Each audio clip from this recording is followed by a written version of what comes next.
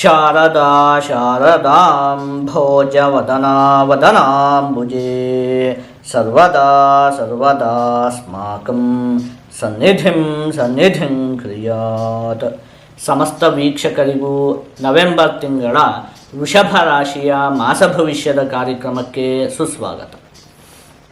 ನಾವು ಮೊದಲಿಗೆ ಈ ಮಾಸದಲ್ಲಿ ನಡೆಯುವಂತಹ ಗ್ರಹಗಳ ಬದಲಾವಣೆಗಳ ಬಗ್ಗೆ ತಿಳಿದುಕೊಳ್ಳೋಣ.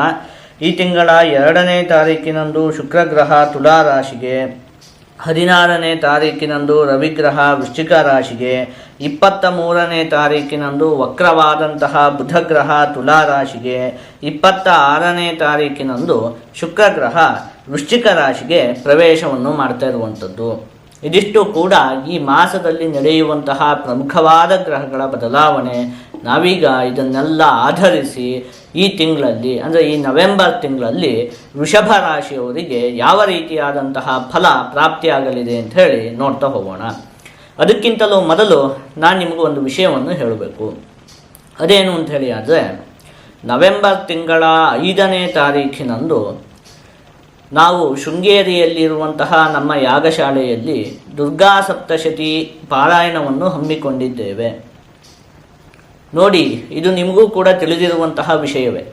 ಈ ದುರ್ಗಾ ಸಪ್ತಶತಿಯ ಪಾರಾಯಣವನ್ನು ಮಾಡುವುದರಿಂದಾಗಿ ದೃಷ್ಟಿದೋಷದ ಏನಾದರೂ ಸಮಸ್ಯೆಗಳಿದ್ದರೆ ಅದೆಲ್ಲ ನಿವಾರಣೆ ಆಗುತ್ತೆ.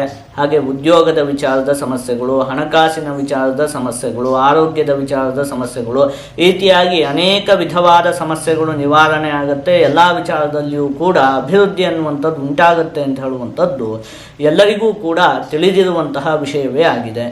ಹಾಗಾಗಿ ಮುಂದಿನ ತಿಂಗಳ ನವೆಂಬರ್ ತಿಂಗಳ ಹುಣ್ಣಿಮೆಯಂದು ನಾವು ಈ ಕಾರ್ಯಕ್ರಮವನ್ನು ಹಮ್ಮಿಕೊಂಡಿದ್ದೇವೆ.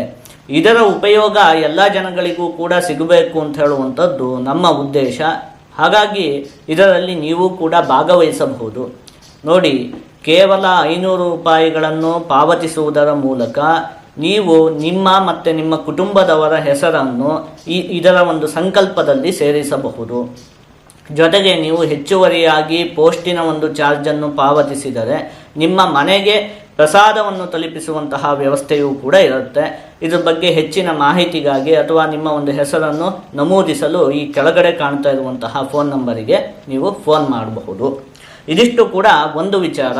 ಈಗ ನಾವು ವೃಷಭ ರಾಶಿಯವರಿಗೆ ಈ ತಿಂಗಳಲ್ಲಿ ಏನೇನು ಫಲಪ್ರಾಪ್ತಿಯಾಗುತ್ತೆ ಅದನ್ನು ನೋಡ್ತಾ ಹೋಗೋಣ.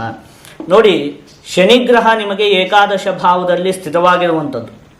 ಹಾಗಾಗಿ ಕಾನೂನಿಗೆ ಸಂಬಂಧಪಟ್ಟಿರುವಂತಹ ಕೆಲಸ ಅಂದರೆ ನ್ಯಾಯಾಧೀಶರಾಗಿರಬಹುದು ಅಥವಾ ವಕೀಲರಾಗಿ ಕೆಲಸವನ್ನು ಮಾಡ್ತಾ ಇರುವಂತಹ ವ್ಯಕ್ತಿಗಳು, ಈ ರೀತಿಯಾಗಿ ನ್ಯಾಯಕ್ಕೆ ಕಾನೂನಿಗೆ ಸಂಬಂಧಪಟ್ಟಿರುವಂತಹ ಕೆಲಸವನ್ನು ಮಾಡ್ತಾ ಇರುವಂತಹ ವ್ಯಕ್ತಿಗಳಿಗೆಲ್ಲ ಈ ತಿಂಗಳಲ್ಲಿ ಅತ್ಯಂತವಾಗಿ ಅಭಿವೃದ್ಧಿ ಅನ್ನುವಂಥದ್ದು ಉಂಟಾಗುತ್ತೆ. ಹಾಗೆ ದೈಹಿಕ ಶ್ರಮವನ್ನು ಉಪಯೋಗಿಸಿ ಕೆಲಸವನ್ನು ಮಾಡ್ತಿರುವಂತಹ ವ್ಯಕ್ತಿಗಳು, ದೇಹದ ಪರಿಶ್ರಮವನ್ನು ಉಪಯೋಗಿಸಿ ಕೆಲಸವನ್ನು ಮಾಡ್ತಾ ಇರುವಂತಹ ವ್ಯಕ್ತಿಗಳು ಅಂದರೆ ಕೂಲಿ ಕೆಲಸ ಆಗಿರಬಹುದು ಅಥವಾ ಕಟ್ಟಡವನ್ನು ಕಟ್ಟುವಂತಹ ಕೆಲಸ ಆಗಿರಬಹುದು, ಈ ರೀತಿಯಾಗಿ ದೇಹದ ಶ್ರಮವನ್ನು ಉಪಯೋಗಿಸಿ ಕೆಲಸವನ್ನು ಮಾಡ್ತಾ ಇರುವಂತಹ ವ್ಯಕ್ತಿಗಳಿಗೂ ಕೂಡ ಈ ಮಾಸದಲ್ಲಿ ಅಭಿವೃದ್ಧಿ ಉಂಟಾಗುತ್ತೆ, ಲಾಭ ಅಂತ ಹೇಳುವಂಥದ್ದು ಉಂಟಾಗುತ್ತೆ.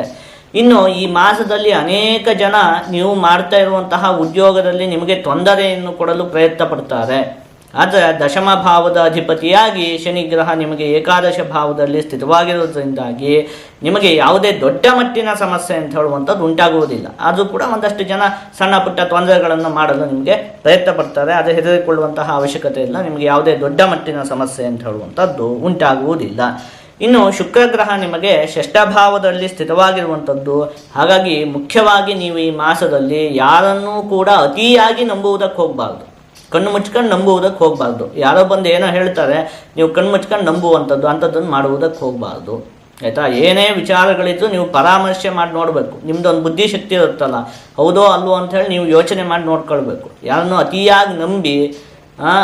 ಅತಿಯಾಗಿ ನಂಬಿದರೆ ಅವರಿಂದ ನಿಮಗೆ ಒಂದಷ್ಟು ಮೋಸಗಳೆಲ್ಲ ಉಂಟಾಗುವುದಕ್ಕೆ ಅವಕಾಶ ಅಂತ ಹೇಳುವಂಥದ್ದು ಇರುತ್ತೆ.